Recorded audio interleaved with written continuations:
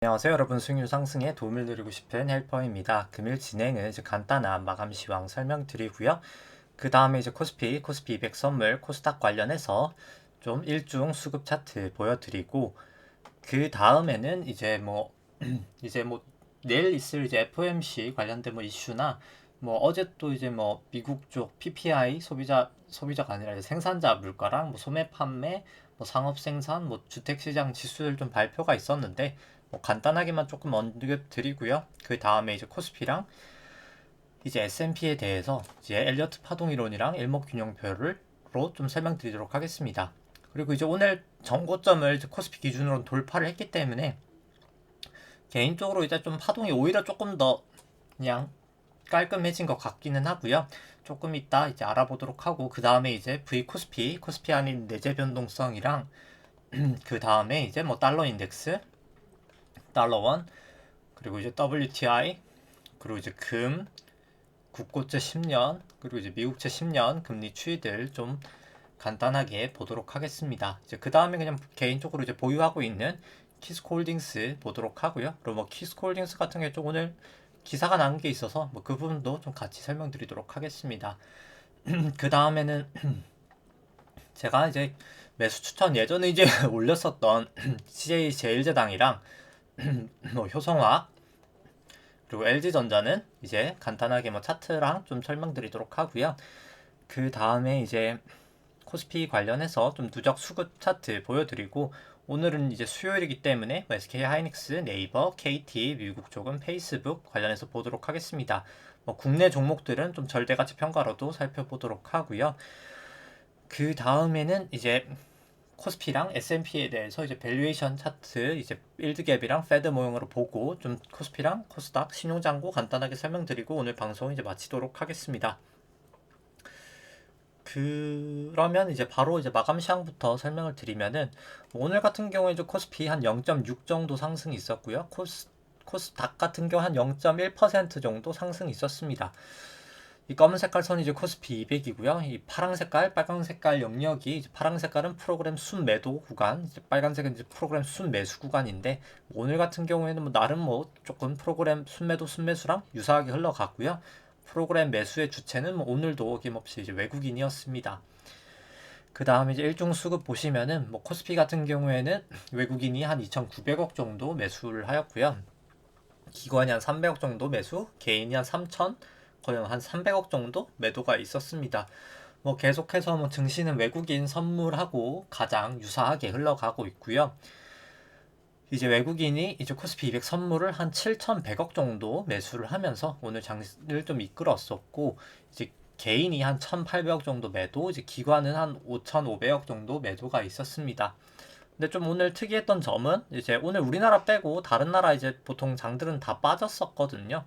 조금 우리나라만 오르는, 어떻게 보면 좀 약간 특이한 날이었었고요. 뭐그 다음에 이제 차트 보기 전에 이제 드디어 이제 뭐 오늘 새벽이죠. 이제 내일 이제 저희는 뭐 자고 나서 이제 일어나면 아마 발표가 나 있을 것 같은데, 6월 FOMC 회의가 결과가 이제 나오고요. 뭐 초과 지급 준비 금에 대한 이제 금리인 IOER 인상 관련돼서나 뭐 테이퍼링 논의, 뭐 점도표 인상 등 이슈가 이제 어떤 게 나오고 뭐 어떤 게 안 나올지, 아니면 인상할지 그냥 동결할지, 뭐 점도표가 뭐 언제로 좀 땡겨질지 뭐 아니면 멀어질지, 뭐 여러 가지 측면에서 좀 중요한 아주 FOMC가 될 것 같습니다. 그냥 뭐 간단하게 코스피 일단 먼저 살펴보기 전에 이제 어제 있었던 지표 같은 경우에는, 어제 이제 미국 5월 전년비 이제 생산자 물가 같은 경우 이제 PPI가 예상치 6.2%를 이제 상회한 6.6%를 기록을 하면서 좀 약간 제 이제 좀 미국 쪽 증시가 좀 하락을 했었고요. 이제 전월 기준으로도 예상치 0.5%를 상회하면서 전월 대비 0.8%로 증가를 하였습니다. 상당히 상승폭이 지금 크고 있고요. 다만 또 이제 5월 소매 판매 같은 경우에는 예상치 마이너스 0.6%를 하회하면서 뭐 전월 대비 한 마이너스 1.3% 정도 이제 감소를 하였습니다. 이제 미 상무부에 따르면 뭐 가계 현금 지원금이 좀 소진됨에 따라서 뭐 소매 판매가 좀 감소했다고 좀 분석을 하였고요. 5월 이제 상업 생산 같은 경우에는 예상치 0.6을 상회하면서 전월 대비 한 0.8% 증가를 하였습니다. 연중 같은 경우에는 이제 뭐 자동차 조립 생산이 뭐 많이 증가한 것이 이제 주요 증가 요인이라고 좀 분석을 했고요. 그리고 이제 6월 NAHB 주택 시장 지수 같은 경우에는 이제 예상치 한 83을 하회하는 이제 81을 기록하였습니다.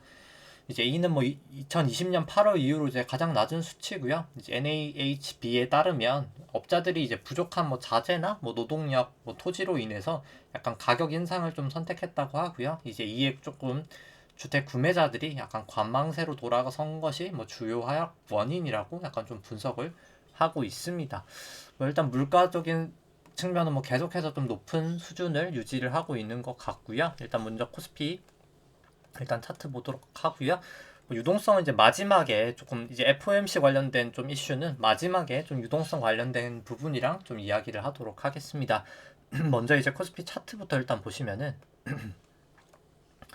일단 뭐 장기 파동인 3주봉부터 먼저 보면은 이제 국내 파동은 이제 1998년도 외환위기 저점부터 새로운 파동의 시작이라고 생각을 하고요. 닷컴 버블 때까지가 1파, 닷컴 버블 이후 하락이 2파, 그 다음에 금융위기 전까지 상승이 3파, 금융위기 하락부터 지루했던 조정 장세가 이제 4파, 이렇게 삼각형이라고 할 수 있을 것 같고요. 그 다음에 이제 5파가 이제 17년, 18년 상승이 5파일 것 같고요. 그게 이제 1, 2, 3, 4, 5로 큰 1파가 완성이 되고 현재 이제 미중무역 분쟁이랑 코로나로 떨어지면서 ABC로 큰 2파도 완성이 되었다고 생각을 합니다. 현재 올라갔던 파동은 이제 3-1파인 것 같고요. 이제 그 다음에 이제 남은 파동이 아마도 이제 3-2파일 것 같습니다. 이제 그 다음에 이제 그럼 이제 3-1파를 한번 보시면은 여기까지가 그러면 1파, 여기가 2파, 여기가 이제 3파, 여기가 이제 4파이고 그 다음에 이제 3파랑 2파랑 이제 4파 저점을 그어서 3파 고점에다가 채널링을 하면 채널링을 할 수 있는데 원래 이제 여기가 넘어서 여기가 고점이지 않았을까라고 했었는데 이제 5파의 고점이지 않았을까라고 생각해봤는데 이제 조금 약간 지나고 나니까 오히려 저는 조금 약간 이 가능성이 가장 높을 것 같습니다. 여기가 이제 1파고 여기가 2파고 여기가 이제 3파고 여기가 4파고 여기가 이제 이 부분이 이제 거의 5파인데 이제 왜 이제 이렇게 되는지 한번 생각을 해보면은 원래는 좀 약간 모양이 지금 이상하긴 한데요. 이제 이상한 게 아니라 제가 봤을 때는 이게 지금 거의 이제 쐐기 패턴 모양으로 가고 있다고 생각을 합니다. 이제 우리나라뿐만 아니라 다른 나라도 사실 되게 쐐기 패턴이 많이 나오는데 이게 지금 딱 깔끔한 우리나라 같은 경우에 쐐기는 아니지만은 이제 아까 4파 때 봤던 그 쐐기 모양이랑 지금 비슷한 모양이라고 생각하시면 되거든요. 아까 지금 주삼봉의 쐐기 패턴이랑 아마 좀 그 모양새로 지금 가고 있지 않나라고는 생각을 합니다. 약간 좀 이렇게 고점은 높아지고 근데 그러니까 저점은 높아지는데 고점이 그렇게까지 높아지지 못하고 있는 딱 모양새라고 생각을 하시면 될 것 같고요. 그렇기 때문에 뭐 개인적으로 이제 여기가 4파가 나오고 나서 아마 그럼 여기가 그냥 이제 여기 이제 조차도 이제 쐐기에 또 마지막 이제 1, 2, 3, 4, 5에 5도 아마 좀 약간 쐐기 모양이었던 것 같고요. 그렇기 때문에 약간 파동이 이렇게 원칙을 이제 위배되는 게 이제 1파랑 4파랑 원래 겹치면 안 되는데 이 겹치는 게 보통 이제 쐐기일 때 발생하는데 이제 코리아도 결국 한국도 이제 쐐기였기 때문에 약간 이런 현상이 나지 않았을까 생각을 합니다. 여기가 이제 3이고 여기가 4고 여기가 1, 2, 3, 4, 5로 거의 이제 5가 완성이 되지 않았나라고 생각은 하고 있고요. 일단 뭐 그 전에 이제 분봉 보이기 전에 이제 일목균형표를 먼저 보면은 일단 주가가 현재 뭐 전환선 기준으로 다 상회하고 있고 뭐 9일 26일 후행스팬 뭐 다 호전돼 있어서 다만 뭐 파동이 아니라 일목균형표로 봤을 때는 뭐 아직까지는 뭐 전혀 뭐 사실 추세상 문제는 없는 게 또 사실입니다. 뭐 따라서 그냥 보수적으로 하시는 분들은 그냥 이 추세선을 하락하면 뭐 전환선이든 기준선이든 뭐 26일 후행스팬이든 하락하면 뭐 그때 좀 매도하셔도 될 것 같고요.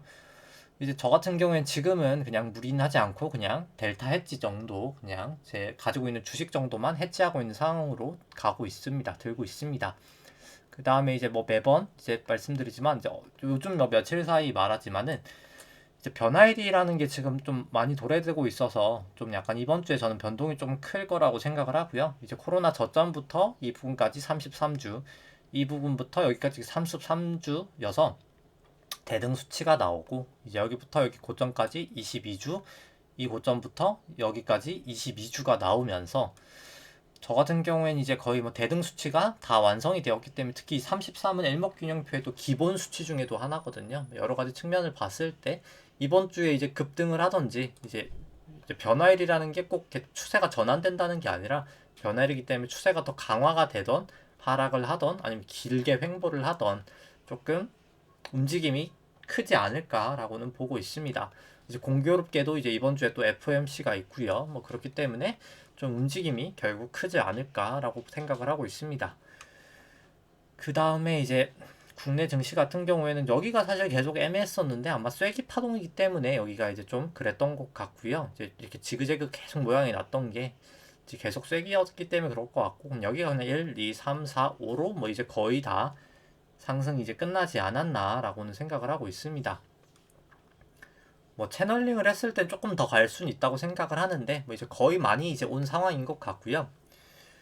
그 다음에 이제 S&P 보시면은 S&P 같은 경우에는 이제 닷컴 버블이 아니죠. 이제 2008년도 금융위기 저점이 2009년부터 이제 새로운 파동의 시작이라고 생각하고요. 여기까지가 1파, 여기가 2파, 여기가 3의 1, 2, 3, 4, 5로 3파, 여기가 이제 4파, 여기가 이제 5파가 완성이 지금 뭐 거의 됐다고 보고요. 이제 2파랑 4파를 그어봤을 때 이걸 이제 3파 위에다가 올려놓으면 채널링을 할 수 있는데 뭐 여기서도 이제 고점하고 고점 다음 걸 봤을 때는 뭐 거의 이제 이 채널도 뭐 유효한 것 같고요. 여기를 이제 하락하고 나면 주가가 조금 더 이제 떨어지지 않을까라고 생각을 합니다. 이제 미국 정도 한번 보시면은 미국 쪽에 사실 쐐기 모양은 조금 더 명확하긴 하고요. 이제 마지막 5파에 여기가 1파, 2파, 여기가 3파, 여기가 4파고 마지막 이제 5파의 5파는 여기까지가 1파, 여기가 2파, 여기가 이제 3파, 여기가 이제 4파, 이제 여기가 아마도 이제 5에 1파, 2파, 여기가 그럼 3파, 여기가 4파, 여기가 이제 5파라고 생각을 합니다. 이제 분봉에서 보시면 알겠지만 이 마지막 5파 쐐기 같은 경우에도 되게 좀 쐐기 모양이 여기 같은 경우 좀 명확하게 지금 나오고 있고요. 이 쐐기를 좀 하회하면 이제 위로 더 올라가서 하회하든 바로 하회하든 하회하면 좀 약간 변화가 커지지 않을까라고 생각을 합니다. 일단 분봉으로 파동 보기 전에 일단 일목균형표부터 보시면은 뭐 전환선 기준선 다 상회하고 있고요. 주가가 뭐 9일, 26일 횡스팬 다 호전돼 있어서 뭐 추세상으로는 뭐 전혀 일단 문제가 없는 상황이고요. 다만 이제 볼린저 밴드 상당히 모여 있기 때문에 현재 뭐 머지않아 이제 미국 쪽도 곧 움직임이 나타나지 않을까라고 생각을 합니다. 그 다음에 이제 변화를 보기 위해서는 미국 쪽도 일단 현물로 그냥 보시면은 미국 쪽도 일단 주봉으로 한번 보시면 미국 쪽 같은 경우에도 큰 변화일이 하나 오긴 옵니다. 여기 저점하고 여기 저점이 66주고요. 여기가 이제 66주인데 중요한 건 이제 66주가 보시면은 아이고 네 조금 위에다 올려놓으면은 여기가 이제 66주인데요. 이게 남아있는 게 한 2주 정도 남아있습니다. 이제 여기가 이제 한 주 남아있네요. 한 주 남아있는데 뭐 변화일이 이제 거의 다 왔기 때문에 이제 여기도 이제 곧 아마 좀 약간 변화를 위든 아래든 한 번 더 추세가 증가가 되던 아니면 하락을 하든 좀 하지 않을까라고는 생각을 하고 있고요. 그 다음에 이제 분봉상으로 한번 보시면은 미국 쪽 같은 경우에는 마지막 이제 쐐기가 조금 더 명확하게 나오고 있는 것 같고요. 여기가 그냥 이제 3파였었고 여기가 이제 그럼 4파고 여기가 1, 2 여기까지가 한 3 여기가 4, 5로 이런 식으로 이제 쐐기 모양이 지금 이런 식으로 이제 지금 진행되고 있다고 생각을 합니다. 이제 어디로든 이 쐐기를 확실하게 깨지면 위든 아래든 확실하게 추세를 깨지면 조금 더 방향성이 있지 않을까라고 생각을 하고 있고요. 뭐 나스닥 같은 경우도 전고점은 사실 이제 어제 넘었죠. 뭐 그렇기 때문에 나스닥 같은 것도 그냥 명확하게 하면 여기가 이제 1, 2, 3, 4, 5 그냥 쐐기로 가기 때문에 그냥 이렇게 1파랑 4파랑 겹치는 게 허용이 되지 않을까라고 생각을 합니다. 뭐 개인적으로는 이제 거의 정말 최종 단계로 이제 흘러가고 있는 모양새라고 생각을 하고요. 그 다음에 이제 그리고 뭐 나스닥 같은 경우에는 뭐 저번 영상에도 이제 계속 이야기를 했었지만 주가는 이렇게 올라가고 있는데 보시면 이제 보조지표 같은 경우에는 이때도 그렇고 이때도 그렇고 특히나 이제 최근 게 더 그런데요. 주가는 이제 올라가고 있는데 결국 이제 고점은 계속 높아지고 있지 않습니까? 고점은 뭐 살짝이나마 이제 높아지고 있는데 이제 보면 이제 힘이 이제 떨어진 거거든요. 이제 보통 이제 다이버전스 같은 경우에는 이 RSI를 사실 더 신뢰도 있게 많이 보는데, 보시면은 뭐 RSI 같은 경우에 이렇게 지금 고점 다인 부분에서 다 이제 내려가고 있는데, 뭐 RSI 같은 경우 이제 거의 다 이제 다였기 때문에 이제 이렇게 다이버전스가 되는 게, 이제 뭐 주가는 예를 들어서 주가는 이렇게 올라가는데 이제 보조지표들의 추세는 이렇게 내려갈 때는 보통 이제 내려가는 경우가 더 많은 경우가 많고요. 주가는 이렇게 내려가는데 보조지표는 올라간 다음에 이렇게 올라가는 경우가 많습니다. 이제 둘의 움직임이 좀 다르다 해서 이제 다이버전스라고 하고요. 뭐 계속해서 사실 다이버전스가 나오고 있기 때문에 뭐 추세적으로는 사실 계속 지금 좀 힘을 잃고 있는 거지 않나, 어떻게 보면 상승하는 힘이 소진되고 있지 않나라고 생각을 합니다. 그냥 간단하게 주식시장이라고 하는 거 그냥 로켓이라고 생각을 하시면 될 것 같고요. 이제 처음에는 이제 당연히 추진력이 이렇게 세죠. 추진력이 세기 때문에 처음에 이제 연료가 많다 보니까 추진력이 이렇게 셉니다. 근데 점점 이제 추진력이 이제 약해지는 게 여기서부터 사실 이미 한 이 부분부터 보시면 추세가 확실히 약해지는 게 좀 느껴지거든요. 추세가 이렇게 지금 약해지고 있는데 로켓이 연료가 없으면 그냥 한 방에 떨어지잖아요. 떨어질 때는 한 방에 떨어지기 때문에 좀 약간 그 부분은 유의하시는 게 필요하지 않을까라고 생각을 합니다.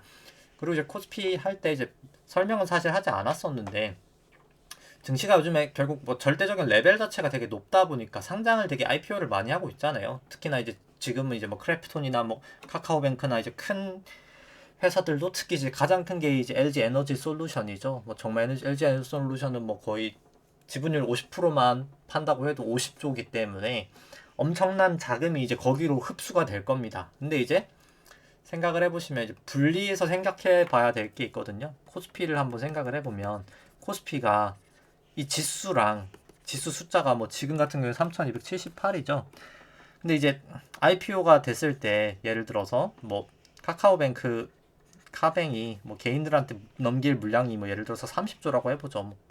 뭐 당연히 100%를 넘기지 않으니까 30조는 아니지만 그냥 간단하게 30조라고 생각을 해보면, 근데 코스피 이제 시총 같은 경우에는 뭐 얼마로 그냥 간단하게 그냥 1000억 정도라고 생각을 해보죠. 뭐 1000억 정도라고 생각을 해보면 실제로 뭐 1000억은 아니지만 이제 카뱅이 이제 상장하면 이 지수에는 변화가 없습니다. 근데 시총만 그냥 1030이 되죠. 근데 시총이 이렇게 많아진다는 것 자체가 어떻게 보면 개인 투자자든 뭐 외국인 투자자든 기관 투자자의 여유, 이제 투자 자금 자체가 떨어진다는 거거든요. 그리고 따라서 지수는 오르지 않는데 돈은 소진이 되는 그런 현상이 발생합니다.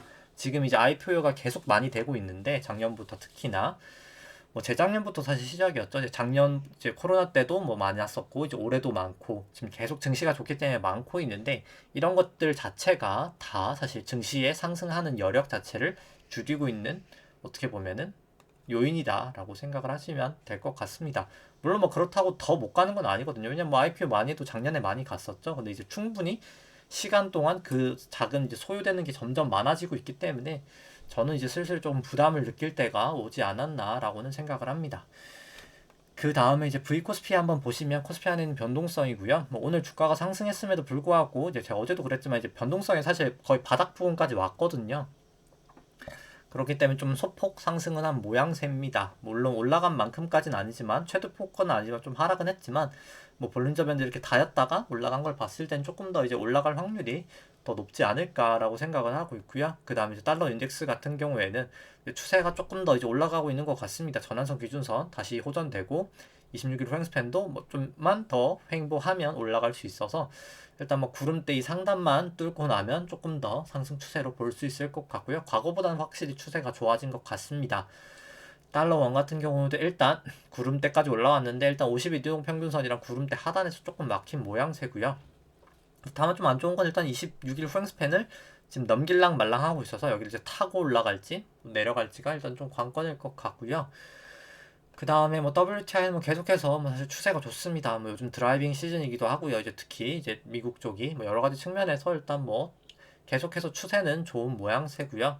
이제 금 선물 같은 경우에는 하락하고 있는데 뭐 제가 계속 말씀드리면 실질 금리가 뭐 전 좀 올라간다고 봐서 금은 단기적으로는 전 좀 빠지지 않을까라고 생각을 합니다. 빠졌다가 결국 지금부터 한 1년 뒤 이 정도부터 이 지급준비금이란 돈이 시장으로 풀리면서 인플레이션이 발생해서 결국 올라가지 않을까라고 생각을 하고 있고요. 뭐 조금 이 부분은 마지막에 이제 FOMC 관련해서 좀 설명할 때 설명드리도록 하고요. 이제 국고채 10년물 같은 경우에는 뭐 구름대까지 이제 내려왔습니다. 다 역전이 돼서 뭐 지금 당장은 상승 추세라 보기는 어려울 것 같고요. 그 다음에 이제 미국채 10년물 같은 경우에도 일단은 지금 뭐 구름대 하회하고 다 이제 역전이 돼 있어서 뭐 추세상은 안 좋다고 생각을 합니다. 근데 다만 뭐 결국 중기적으로는 뭐 저는 뭐 최소한 한 2.5%까지는 올라가지 않을까라고는 보고 있고요. 왜냐면 미국 기준금리를 저는 이제 최소한 2.5까지는 왜냐면 연준에서도 장기 중립금리를 이제 2.5로 보고 있거든요. 그렇기 때문에 뭐 저는 개인적으로 한 2.5까지는 올라갈 수 있지 않을까라고 일단 그게 거의 한 미니멈 저의 최소치 목표치로 한 2.5%는 중장기적으로 올라가지 않을까 라고 보고 있고요. 뭐 좀 개별적인 주식 보기 전에 일단 뭐 오늘 같은 경우엔 다른 나라들은 다 하락을 했기 때문에 다른 나라도 한번 보도록 하겠습니다. 뭐 니케이 같은 경우에는 최근에 좀 반등을 하면서 뭐 전원석 기준선 다 호전되고 26일 후행스팬도 호전됐고 뭐 구름대까지 넘었기 때문에 이제 조금 차트가 그래도 좀 괜찮아진 모양새고요. 근데 다만 또 그리고 이제 유로스톡스 같은 경우에도 뭐 계속 유로스톡스 같은 경우 사실 오히려 미국보다도 더 명확한 저는 이제 쐐기 모양이 나타나고 있는 것 같고요. 여기까지 3파 나오고 나서 여기가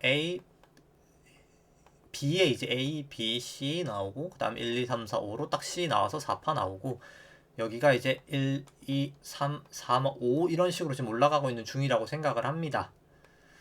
여기 쪽은 뭐 거의 더 명확하게 사실 지금 쐐기 모양이 나타나고 있는 것 같고요. 뭐 곧 사실 여기도 뭐 고점을 치던 아니면 그냥 여기서 여기가 고점을 쳤던 뭐 머지않아 뭐 이 쐐기 안에서 뭐 결국 움직임이 좀 있지 않을까라고 생각을 합니다. 뭐 저는 이제 뭐 상승은 멀지는 않았다고 생각을 하고요. 뭐 특히 뭐 일봉으로 봐도 쐐기고 여기는 뭐 특히나 뭐 여기서부터 보더라도 마지막이 5파 큰 5파 일봉으로 보는 5파로 봐도 쐐기고요.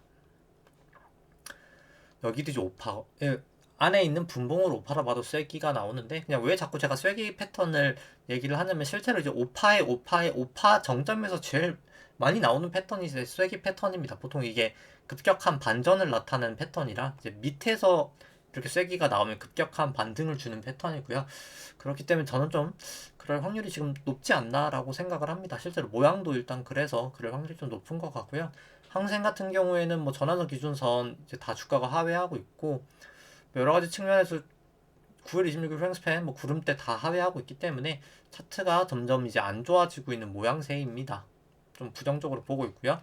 상해 종합은 이제 구름대는 넘어 있고 이제 기준대도 넘어 있으나 이제 전환선 방향 하락하고 있고 전환선도 하회하고 있기 때문에 뭐 좀 계속 장대 음봉 나오는 것 자체가 뭐 사케닥 전법으로 본다고 하면 이제 이게 흑산병이죠. 이제 딱 음봉 장대 음봉 3개가 딱 나와서 추세가 조금 안 좋아진 모양새고요. 뭐 대만 각권 같은 경우에는 뭐 특별하게는 움직임이 없지만은 뭐 일단 뭐 일본하고 같이 뭐 일단 그래도 좀 괜찮은 추세라고는 생각을 합니다. 뭐 아직까지는 뭐 크게 문제는 없을 거라고 생각을 하고요. 근데 이제 내일부터 보면 이제 구름대 어떻게 보면 이제 밑에 받쳐주던 그물망이 이제 구름대라고 생각을 했었으면 구름대가 있었는데 이제 없기 때문에 좀 약간 위든 미치든 저는 좀 약간 크게 움직이지 않을까. 대만 쪽도 결국 좀 머지않아 이제 구름대가 좀 밑에 많이 밑에 있기 때문에 그리고 의문이어서 좀 약간 크게 움직이지 않을까. 위든 아래든 뭐 방향성은 예측할 수 없겠지만 좀 크게 움직이지 않을까라고 보고 있고요. 뭐 키스콜딩스 같은 경우에는 오늘 뭐 하락 하다가 뭐 좀 상승도 하고 뭐 그냥 크게 변동 없이 그냥 0%로 마감이 됐습니다. 뭐 그럼에도 불구하고 여전히 일단 뭐 전환선 기준선 다 상회하고 있고 뭐 9일 26일 향수면 거의 다 이제 호전되는 모양새이기 때문에 과거 대비해서 차트는 좀 많이 좋아진 상황이고요. 그리고 어제도 보여드렸지만 뭐 사실 철근하고 이제 철 스크랩이죠. 이제 원재료 가격 스프레드 차이가 워낙 좋기 때문에 뭐 2분기 실적은 얼마나 좋냐의 이제 문제지 뭐 사실 상당히 좋을 거라고 생각을 하고요. 근데 다시 사실 문제 같은 경우 이 회사는 원래부터 실적이 과거에도 좋았었기 때문에 이제 쌓인 돈도 많고요. 그렇기 때문에 결국 이제 주주가치 재고가 가장 중요한데 이제 밸류 파트너스 운용에서 뭐 저번에도 계속 이제 주주가치 재고를 해달라고 하던 운용사였었는데 이번에도 어김없이 이제 주주가치 재고 이제 극대화 해달라고 요구를 한 상황입니다. 근데 뭐 그때 과거에는 계속 그냥 거절을 했었고요. 이제 키스코홀딩스에서 뭐 일단 뭐 이쪽에서는 뭐 다 사실 옳은 말씀만 하고 계십니다. 뭐 이제 이 대표님 이제 김 대표님이 제가 성함이 갑자기 기억이 안 나는데 근데 수협 출신이었던 걸로 아는데 지금 이제 운용사 세우셔서 이제 밸류 파트너스 운용사 세우셔서 지금 하고 계신 걸로 아는데 이제 키스코홀딩스 뭐 이제 ROE를 높이기 위해서는 결국 이제 현금성 자산을 이제 활용을 해야 된다. 뭐 자사주 매입을 하고 뭐 소각을 해야 되고 배당 증대 뭐 이런 것들이 있어야 된다라고 이제 말씀을 하시고 있고요. 뭐 실제로 이제 뭐 다 필요한 이야기라고 생각을 합니다.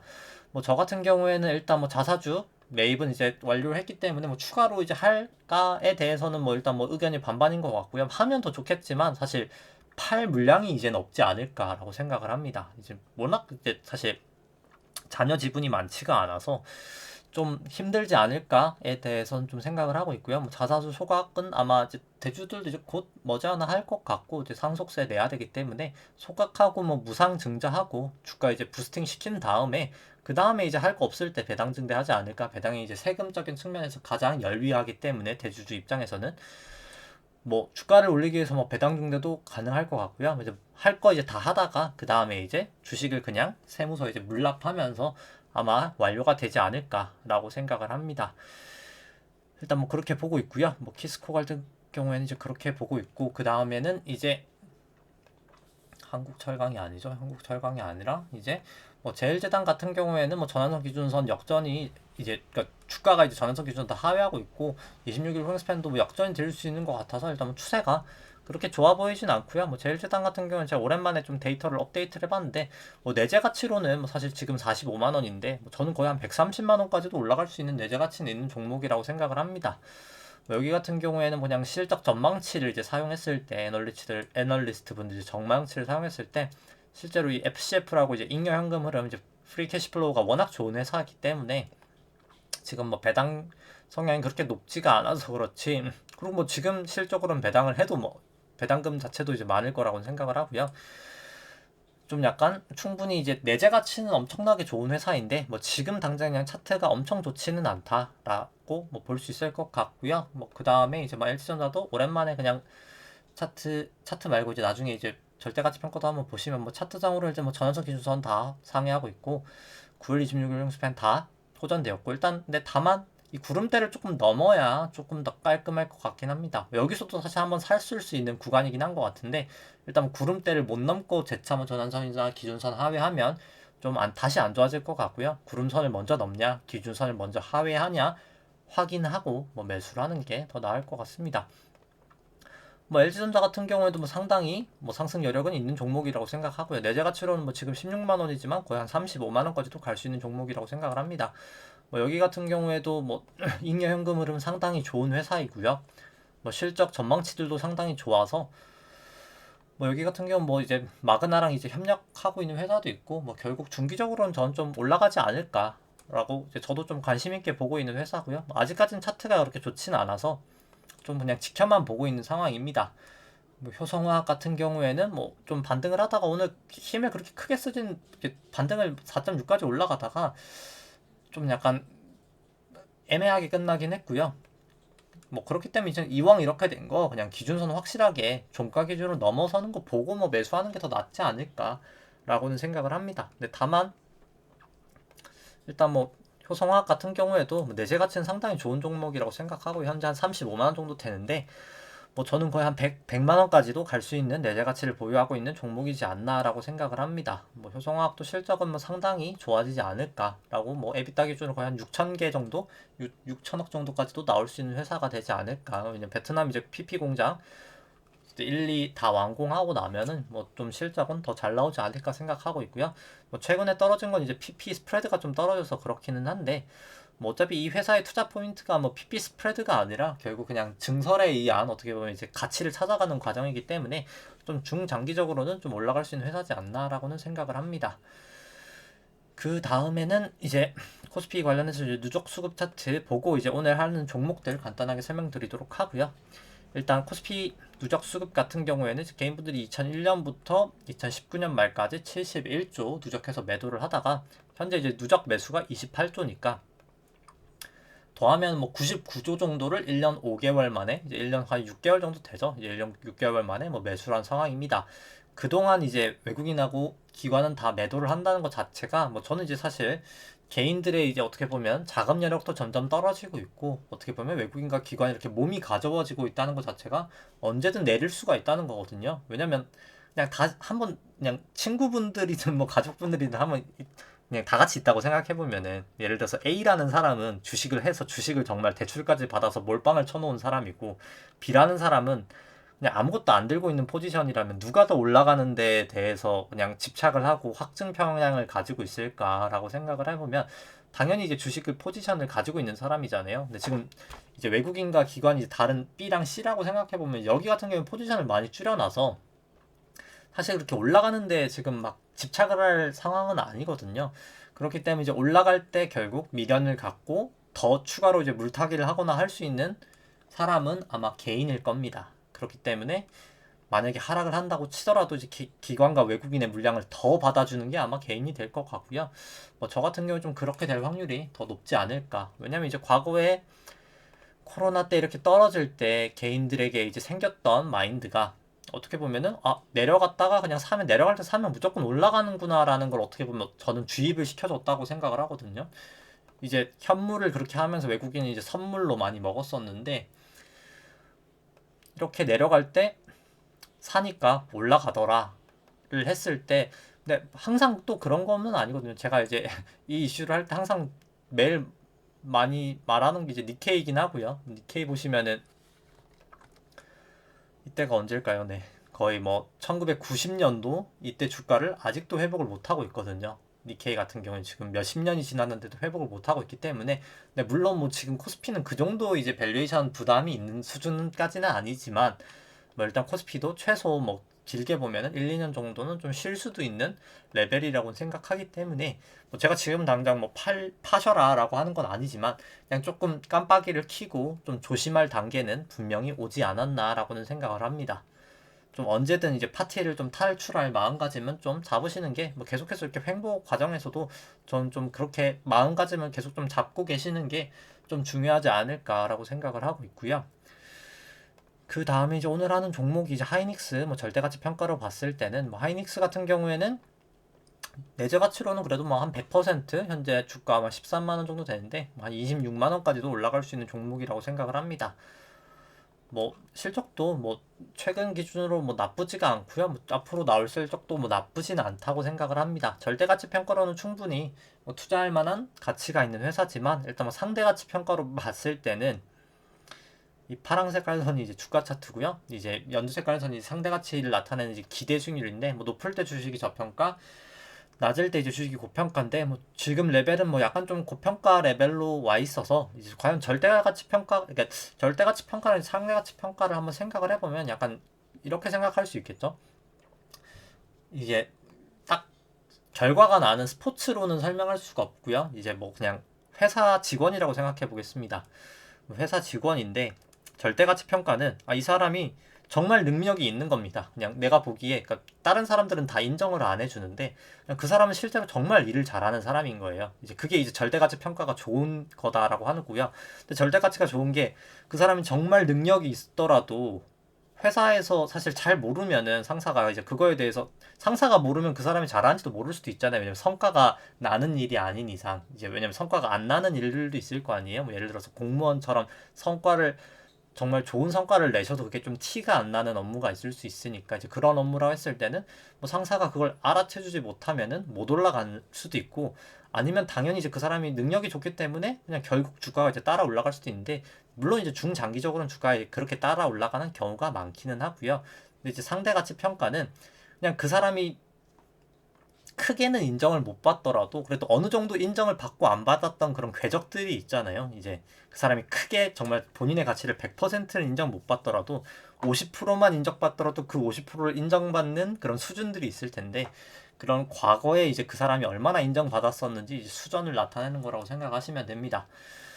뭐 현재 이제 하이닉스 같은 경우에는 절대가치 평가로는 우수한 회사나, 일단 뭐 상대가치 평가로 봤을 때는 이제 과거에 조금 평가받았던 고점 부근에서 조금 근처에 있다라고 생각을 하시면 될 것 같고요. 그 다음에 이제 차트를 보시면은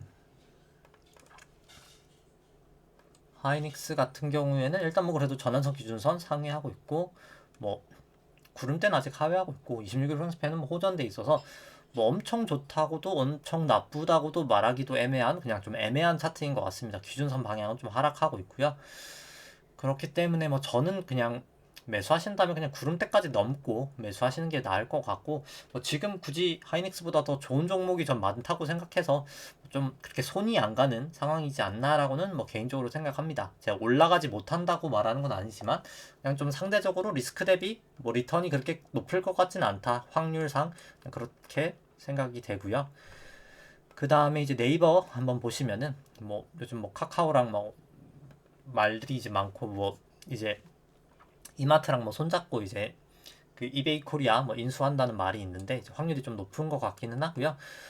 뭐 네이버 같은 경우에도 뭐 실적 전망치는 뭐 상당히 그냥 높은 그 전망치들을 다 사용했고요. 이제 뭐 2023년도에는 이제 2020년도 실적이 1조 4천억 정도 됐는데 뭐 2조 2천억까지 뭐 2배까지는 아니지만 뭐 거의 한 70% 상승하는 걸로 전망을 했을 때, 또 뭐 내재 가치로는 이제 절대 가치 평가를 했을 때는 뭐 주가가 현재 39만 원인데 23만 원, 한 40% 오히려 하락해야 된다라고 나옵니다. 좀 밸류에이션 부담은 좀 있어 보인다고 생각을 하고요. 그 다음에 이제 뭐 상대 가치 평가를 보더라 하더라도 뭐 좀 약간 밸류에이션 부담은 있어 보입니다. 뭐 이거 좀 튄 거는 아마 좀 데이터 끌어오는 데서 좀 문제가 있었던 것 같고요. 지금 네, 밸류에이션 부담은 뭐 상대 가치 평가로도 거의 저점 부근에 있어서 조금 밸류에이션 부담은 있어 보이는 차트이고요.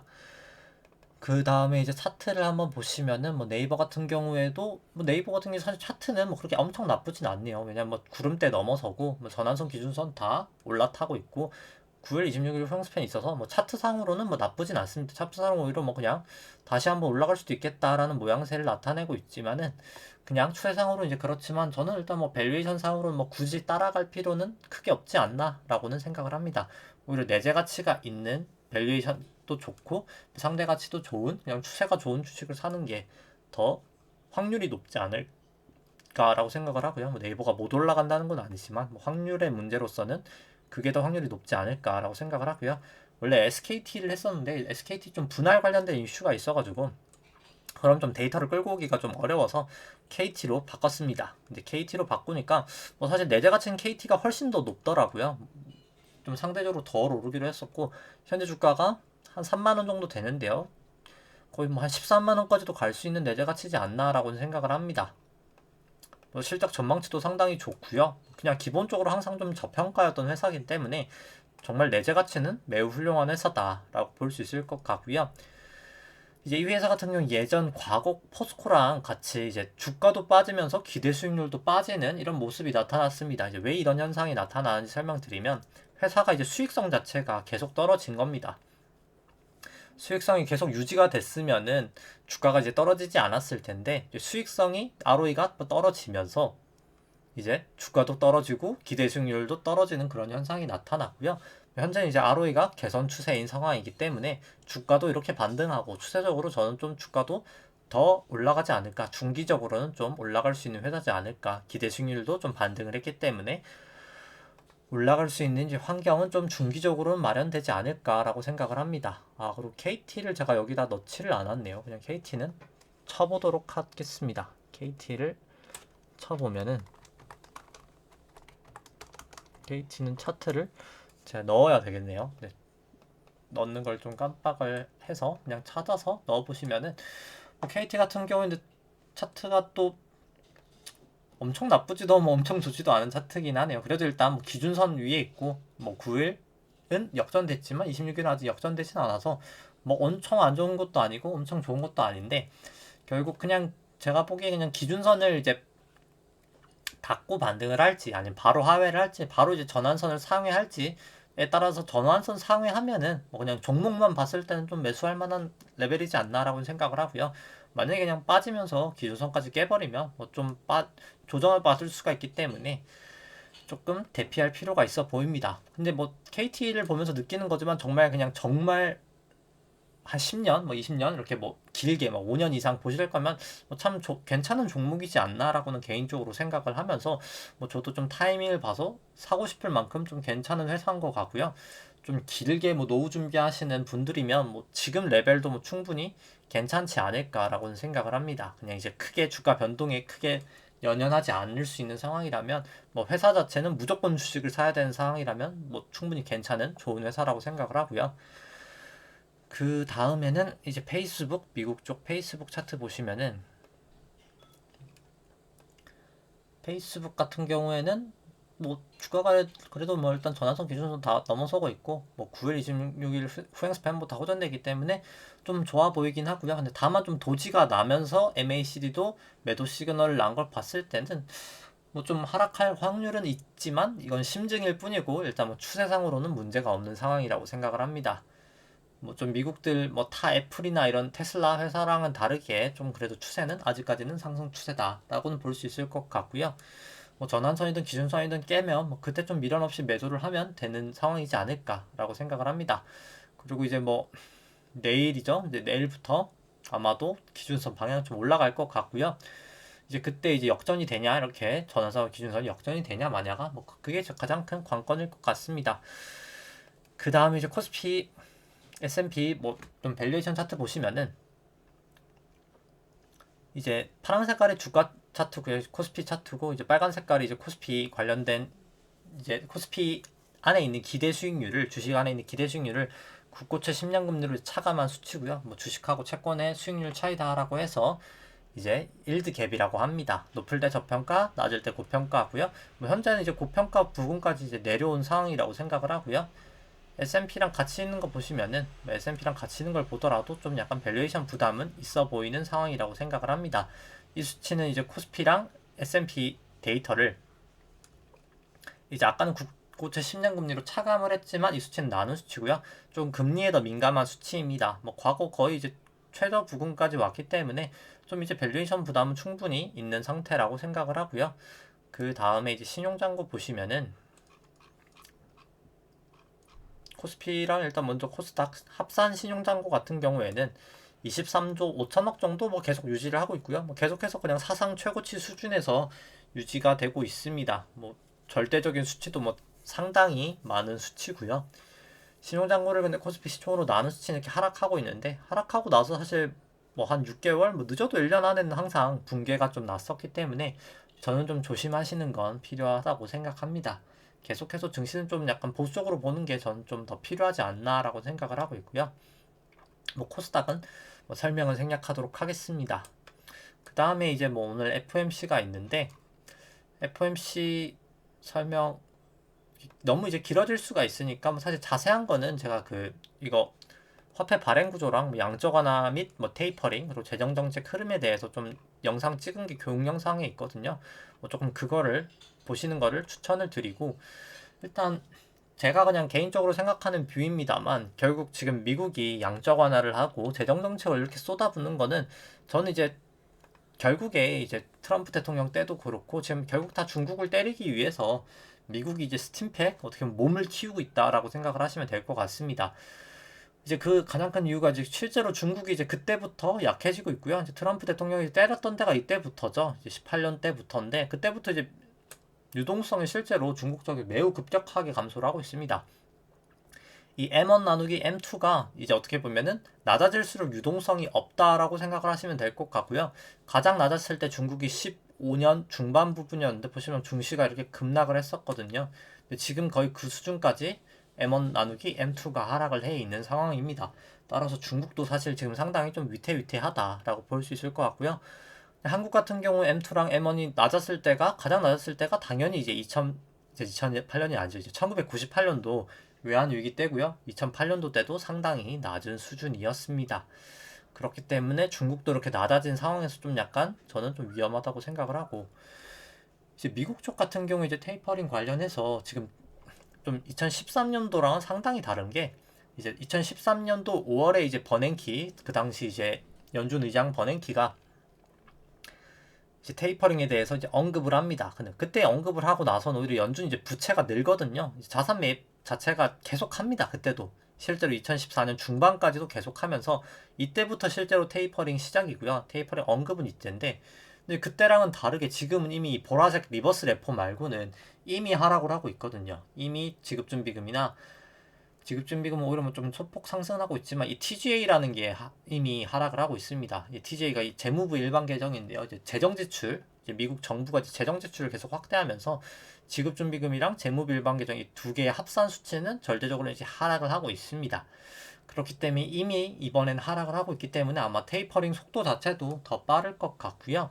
뭐 이번 이제 오늘 새벽에 할지 뭐 사실 8월 이제 잭슨홀에서 할지는 모르겠지만 뭐 저는 늦어도 일단 올해 안에는 할 것 같고 올해 안에 한다는 것 자체가 뭐 사실 그렇게 시간이 많이 남지는 않지 않았나라고 생각을 합니다. 테이퍼링을 하면 이제 우려가 되는 게 뭐 자산 매입을 안 하면 이제 나타나는 현상이 이제 매번 영상 다른 영상이 아니라 이제 이 영상들에서 얘기를 하지만은 이제 미국 쪽 밸류에이션 이제 PBR이랑 퍼 한번 보시면은 PBR 보시면은 뭐 높을 때 당연히 고평가고 낮을 때 저평가인데 지금 현재 닷컴버블 이후로 PBR이 뭐 최고치거든요. 2008년 금융위기 때보다도 훨씬 더 높고요. 2013년 뭐 테이퍼링을 했는데도 계속 올랐다 하지만 이때는 밸류에이션 자체가 낮았었습니다. PBR이 뭐 2.3밖에 안 됐고요. 지금 4.5기 때문에 거의 2배 차이 나거든요. 이때랑 뭐 애플 투 애플로 딱 비교하기는 좀 어렵다고 생각을 하고요. 실제로 수익성 같은 경우에도 ROE 같은 경우에도 그때나 지금이나 똑같은 상황에서 PBR만 높아졌기 때문에 그냥 지금 밸류에이션이 2배다. 금리도 이때랑 거의 비슷하거든요. 기준금리가 997 10년 지금 1.5, 1.5 이때나 똑같기 때문에 PBR만 다른 상황에서 밸류에이션만 2배인 상황에서 좀 더 갈 확률은 저는 좀 낮지 않을까라고 보고 있습니다. 그리고 증시가 이렇게 많이 올랐던 원인이 이제 뭐 매번 이제 똑같은 말이지만은 2000년도나 2008년도나 다 예대율, 파란 색깔 선이 은행 예대율인데요. 예대율이 다 100%가 되면서 실제로 돈이 이제 시중으로 엄청나게 많이 풀렸던 때입니다. 그렇기 때문에 실물 경기도 좋으면서 증시가 올랐고요. 근데 지금 같은 경우는 예대율이 60.5%밖에 되지 않습니다. 다 돈들은 예금에 다 박혀 있는 상황이고요. 그리고 이제 심지어 그 예금에 박혀 있는 돈도 이제 점점 완화가 되고 있는 상황입니다. 그러니까 점점 이제 돈이 덜 들어온다는 거죠. 그렇기 때문에 이제 곧 변곡점이 나면 대출이 더 많아지면서 돈이 이제 빠져나가면 이 양쪽 하나를 해서 이제 예금에 돈이 많았기 때문에 시중에 돈이 많으니까 금리가 낮아졌던 거고요. 2013년도 테이퍼링을 할 때도 보시면 금리가 낮았었죠. 실질 금리가 마이너스 구간이었습니다. 그러니까 소위 이제 교육 영상 할인율 영상 보시면 아시겠지만 이 실질 금리가 이제 할인율에 가장 크게 이제 연동을 주는 금리라고 생각하시면 될 것 같고요. 실제로 이제 마이너스로 조달을 해서 BEI가 국고채 10년보다 높다는 게 어떻게 보면 기업 실적이 이제 좋아진다는 거거든요. 이제 적당한 인플레이션은 발생하면서 할인율은 낮아지니까 이제 밸류에이션 할 때 분모도 좋아지고 분자도 좋아지니까 당연히 이제 기업 가치가 높을 수밖에 없었고요. 이번에도 어김없이 할인율이 마이너스가 되고 BI가 높아지면서 정말 어떻게 보면 주식 투자하기에는 최상의 환경이 됐었습니다. 근데 이제 테이퍼링을 하면 이 실질금리가 높아지게 되겠죠. 순식간에 플러스로 돌아가게 되면 또 이 BI는 낮아질 거거든요. 테이퍼링을 하게 되면 둘 다 갑자기 이제 안 좋은 방향으로 흘러가게 되면서 개인적으로 저는 뭐 증시가 좀 조정을 보일 확률이 더 높지 않을까라고 생각을 합니다. 뭐 테이퍼링에 대해서 이미 뭐 시장이 다 반영됐다라고 하는 의견도 있지만 반영이 돼 있으면 이 실질금리가 이미 플러스로 가야 되거든요. 테이퍼링을 하는 것 자체가 이제 반영이 됐다는 말은 이렇게 예금에 풀린 돈이 다 없어져서 연준에 있는 부채가 이미 없어졌다라고 하는 게 사실 선반영되었다고 하는 건데 선반영이 지금 되어 있지 않은 상황입니다. 부채는 여전히 그대로고요. 연준 총자산도 여전히 그대로고 미상업은행 예금도 여전히 그대로입니다. 이게 이제 반영이 돼야 실제로 실질금리가 올라가면서 증시에도 반영이 될 거라고 생각을 하고요. 이번일지 8월 잭슨홀일진 모르겠지만 뭐 둘 다 멀리 남진 않았기 때문에 뭐 계속해서 지금은 그냥 깜빡이를 켜고 언제 올지 모르는 그런 교통사고를 좀 조심해야 되는 구간이라고 생각을 합니다. 뭐 계속해서 좀 조심해서 나쁠 건 없는 상황인 거라고는 생각을 하고요. 뭐 물론 이제 변화일이라는 게 아까도 말씀드렸지만 변화일이든 뭐든 지금 이게 위든 아래든 볼린저 밴드도 그렇고요. 지금 볼린저 밴드들도 상당히 모여 있어도 위든 아래든 단기적으로는 급격히 움직일 수 있다고 생각을 합니다. 뭐 그렇기 때문에 지금은 일단 추세대로 잘 타시는 게 필요할 것 같고요.